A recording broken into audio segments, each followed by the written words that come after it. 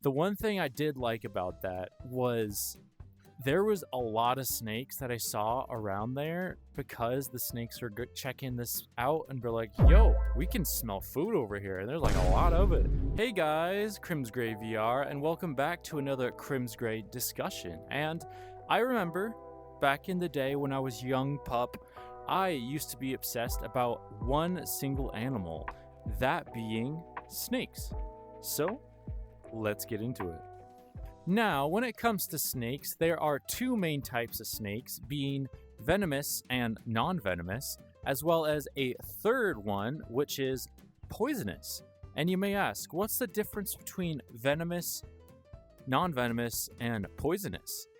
And that is, to start with venomous. Venomous means that you must get bit by something and therefore envenomated by an animal via bite. And then with non-venomous snakes, they have nothing that they really can do to protect themselves much against like predators, which is kind of terrifying for them. Other than like try to have like either really good camouflage so you can't see them, or really bright colors so like predators look at them and like, oh dang, you look very deadly. I will not mess with you at all. Then with poisonous snakes, it is a snake that you would have to consume for it to affect you. Therefore, for example, if you were to eat a poison dart frog, it's going to poison you and cause you to either get sick and have like a really bad stomach ache or something that causes you to be like, oh, I'm not going to eat those again, or like it's just going to kill you. Like, there's no in between. You just get really sick or die. It's yeah. It's pretty fun. Not like that. Now to begin, I'm going to tell you guys a little story that I had with a snake, and that is back in the day when I was younger, I had went out with my uncle and my cousins and my dad and aunt and that sort of like gist, and we had went on a big backpacking trip along the Pacific Crest Trail. You know what that is? It's like a trail in Oregon that goes along a river. It's pretty fun. I love the trail.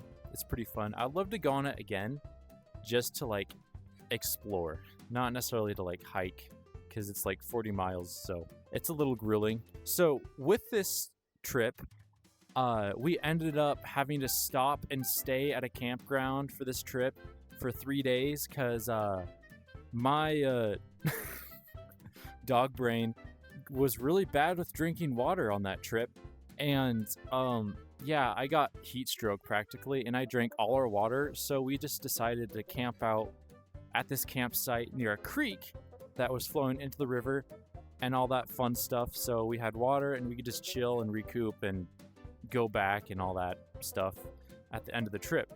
And I remember it was really hot, that too, which is probably another reason why I got heat stroke. But so we were going down to the creek to get some water, me and my cousin, and on the way there's a snake I saw that was like a racer. It's a very fast, like thin snake that's native to Oregon in this like kind of general area of the US. The key thing with them is that they are so freaking fast.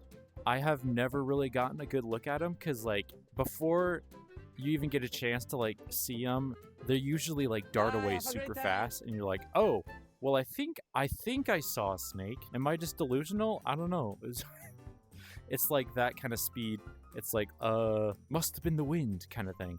But yes, I saw a racer. I tried to get him, but he was 100% way too fast, and I was way too, not 100% at that time. So we went down to the creek, got our water, came back, and I was like, after like half an hour, I was like, hey, cousin, do you want to go down with me again? Because I want to see if that snake came back. And when we went down at literally the same exact spot that I saw that racer, there was like there was a baby rattlesnake just chilling there, and I was mid-reach. I was like, oh, look, a snake, mid-reach, and I was like, oh crap, no, that's a rattlesnake. I was like, yeah. Unfortunately, I did not end up getting a photo of it, but yes, it was like, that's been the only experience I've had with rattlesnakes so far. I'm thankful I didn't full-on commit grab that, because we were practically in the middle of nowhere. And yeah, that's like the second thing of that trip where I almost was like something dumb and oofed left this plane of existence. Yeah, that would have been 20 times worse if that had happened. Thankfully it didn't, and I had a fun story to tell. So since I'm on the roll of like stories, I'm gonna give you guys another story, and that is I used to live back in Oregon. We had like this house. It was pretty nice, and my father had gotten a old truck from his grandparents, and it was one of those really old trucks. Wow. I forget the type. Turns out there was like a nest of mice in it, and he had it in the garage, so we ended up having a mouse problem in the house and like in the garage majority. And so we had traps and all that other fun stuff. And the one thing I did like about that was there was a lot of snakes that I saw around there, because the snakes are checking this out and they're like, yo, we can smell food over here. And there's like a lot of it, you know. There was one time we actually found a snake in the garage. My dad was like working on the truck, and then he was like, hey, son, come out here, look at this. And I came out, I was like, yo, there's a snake in the garage. I was like, damn, let's go. And it was like a little gopher snake. So yeah, majority of the time it was just a little tiny baby gopher snake. I love little gopher snakes. They're so fun. I love how like feisty they are. It's really fun. I love it. Because they're a harmless snake and very much not a threat to a human. But they act like they're a threat. They give all that hissy like fit. It's like, oh, I'm so big and scary. And it's like, oh, it's so cute kind of thing. At least for me. But yeah. Now, those are the two stories that I had for you guys, so let's get back and continue with it. Now, let's continue with some of my favorite snakes, those being the night snake and the fertile ants. Now, with the night snake, the reason why I love this snake is that it's like a mix of like a non-venomous and a venomous snake in a way, because the venom it has is like a venom that's kind of at the same level as a bee sting. It'll only really affect you if you are like allergic to it in some way. And I love the semi-venomous snakes because it's like they only have it like enough so they can use it to incapacitate their prey and all that other stuffs and like eat it and make it easier. Because with night snakes, I've learned the main thing that they eat is like those fence lizards that you'd see. And if you've ever attempted to like catch said fence lizards, they once they're like all fired up from the sun and stuff, they're like close to impossible to catch. Maybe it's because I've gotten really old and I'm like you know my joints aren't oiled up like they used to be. Last time I went out to try to catch some lizards and stuff to try weighing them and measuring them out and stuff, I ended up not being able to catch anything because yeah, I am a lot slower than I used to be. Unfortunately, my point with those lizards is that they are really fast, so you kind of need some type of venom to incapacitate your prey to keep them from running away and like getting away. I've seen only one of these guys in the wild. It was one day on a Sunday. We were heading out, and just as we headed out, it was literally on the step. I was like, oh, look, a snake. I took a photo of it. I was like, oh, wow, this is actually not a gopher snake. I kind of broke the number one rule. It's like, if you don't know what it is, don't pick it up. Luckily, in that area, there's literally only one type of venomous snake, and to someone who's been obsessed about snakes for a while, it's kind of hard to mess that up. Saying from experience, because like rattlesnakes are like chunky, very chunky compared to like gopher snakes or any other snake, and it makes it a lot easier, which honestly kind of makes it not as fun because it's like, yeah, it's only one type of rattlesnake we have, but I know there's another, but I don't know. I don't really see much rattlesnakes for some reason. Now, another favorite snake of mine is actually a venomous snake, and that is the Fer-de-Lance. And dang, the thing that I love about these guys is that they are a really big and long snake, and they are the biggest pit viper in the world. So that's like the one thing I love about them, as well as you'll usually think with like a big snake, they'll be, oh yeah, they'll be slow and like not very like active, but no, with the Fer-de-Lance, they are a really active snake, and I feel like they kind of have to be in the jungle because not only predators but also prey that eat a lot of different things like frogs and all that other stuffs that they have in the jungle over there. And yes, I love them. It is absolutely insane how big they get. And another one of my favorite snakes is the black-headed bushmaster, and this is another giant pit viper that lives kind of in the same area as the Fer-de-Lance. And oh my word, it's like the same thing with the Fer-de-Lance because they're like big, chunky, and the differing factor from the black-headed bushmaster to the Fer-de-Lance is that they are not necessarily less active, but they're a lot more held back and relaxed, and they like know it in a way because they'll be chilling in a spot and just rely on their camouflage. Yeah, who in their right mind would go up to one of those guys and be like, oh wow, that's a snake, probably shouldn't touch him. Yeah, that's like that how it be with those guys. I feel like, if I remember correctly, I think the black-headed bushmaster is the biggest pit viper in the world. Not totally sure. I have to double check on that, but yeah, I believe so. Yes. They're still one of my favorites. But I would say overall, with like snakes and venomous versus non-venomous and all those other different types of snakes and like poisonous, I like all snakes, honestly. It's kind of hard to choose like number one favorite, but one snake that I actually learned about recently that I was like, oh my gosh, they are awesome, is the dragon snake. And it is a aquatic snake native to like the Asia islands, that sort of area, like Philippines and that.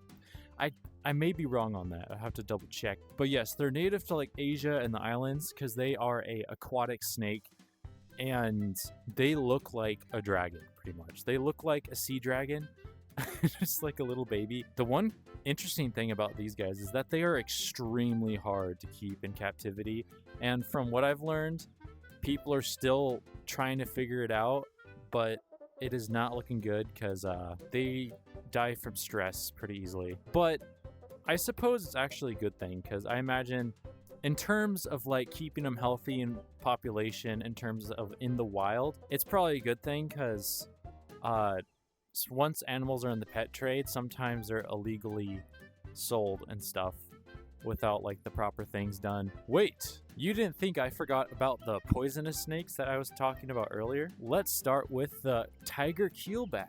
This guy is definitely a pretty snake. In terms of how they look, they definitely kind of have the garter snake appeal, kind of like checkered garter snake in a way, but with a lot more color. But to continue with poisonous snakes, to be more specific with, for example, these tiger keelbacks, and there's another type of keelback known as the red-necked keelback, and these guys are kind of look like garter snakes in a way, but don't let that fool you. They actually are poisonous and venomous. So when it comes to poisonous snakes, it depends, but there are some snakes that, based off of what they've been eating, for example, with these guys, they've been eating a lot of poisonous prey that would normally kill other animals that would possibly eat them. And yeah, these guys are able to absorb the chemical somehow and like store it in their body, and yeah, they make some poisonous. So if you try eating one, it's not going to end well. And another interesting thing about them is that they're also venomous, which I didn't know that. I thought they were purely poisonous, but the more you know. Those are the tiger keelback and the red-headed keelback, if I remember correctly. There probably is more poisonous snakes to give as an example, but I'll just stick with these two. These guys are really pretty. The last thing that I was wanting to notate on snakes and venomous snakes versus non-venomous is behavior. So from what I've noticed is, at least with the snakes in the US, they are very much not wanting to be around people. So like usually when you see a snake, they'll just be like, oh, hello, and just like slither away as quickly as possible. With like venomous snakes, I've noticed they're more chill and they are more like laid back and like, yeah, I know I can cause damage to you, so step back, boy. Let me through. They got some venom behind their fangs, shall we say.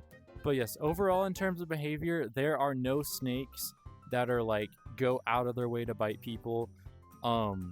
Snakes are just out there living, trying to survive, and everything else is bigger and scary to them, so they are defensive.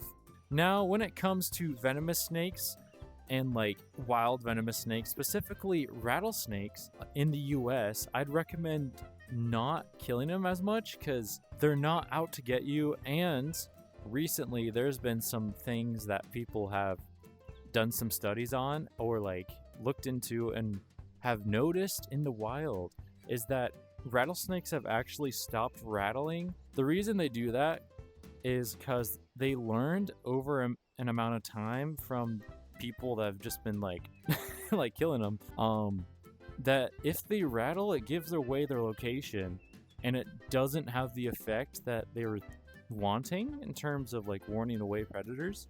So they just like sit and just hope their camouflage works.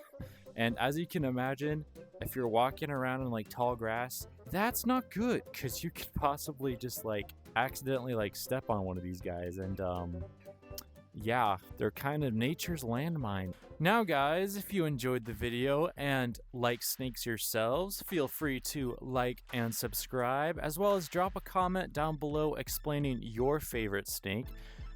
And or other than like snakes, just like animals in general, because everyone has different animal that they love and like desire to get with or something. Not like that, but you know what I mean. Just tell me what animals you're a fan of. And other than that, CrimsGreyVR out. Oh. I tripped on my words there. Tryptophan. Tasty. Anyways,